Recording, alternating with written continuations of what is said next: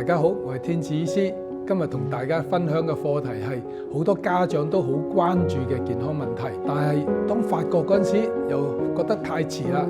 冇錯啦，就係青少年脊椎側彎嘅健康問題。咁咩係青少年嘅脊椎側彎呢？顧名思義，因為脊椎側彎好多時發現呢都喺青少年嘅時期，影響嘅青少年大概2至3% 左右，所以亦都叫做青少年原發性嘅脊椎側彎。大部分嘅原發性脊椎側彎初期係冇明顯嘅成因嘅，咁而女孩子嘅脊椎側彎嘅問題呢係比男孩子高，通常會喺小朋友大概10歲嗰陣時會出現，而隨着嘅年齡嘅增長而惡化。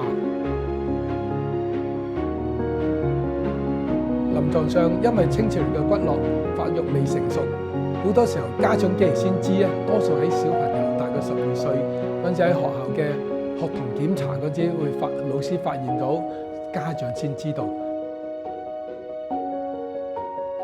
但係當大概12歲先知道有青少年嘅脊椎側彎問題咧，而出現嘅惡化機會亦都會較大。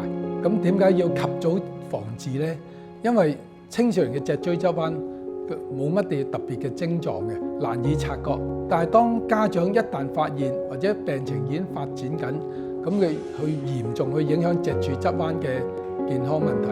但係脊椎嘅問題一旦發病，佢會嚴重影響脊椎側彎，同埋影響小朋友嘅外觀啦。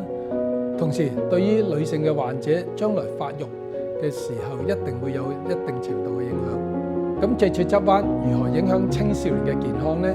雖然有啲脊柱側彎輕微嘅患者，佢係無需要接受治療，但係喺我臨床上嘅經驗咧，若然嗰啲脊柱側彎比較嚴重嘅患者，但係如果係12歲才發現嘅咧，咁佢則難以回復正常嘅左右平衡。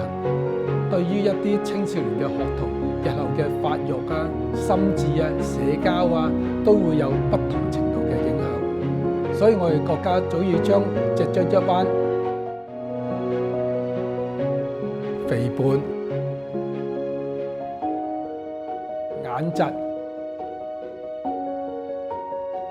定為青少年必須關注嘅健康問題。如果剛才講嘅資料可以幫到你，請分享俾你身邊嘅人。我哋下一集再見。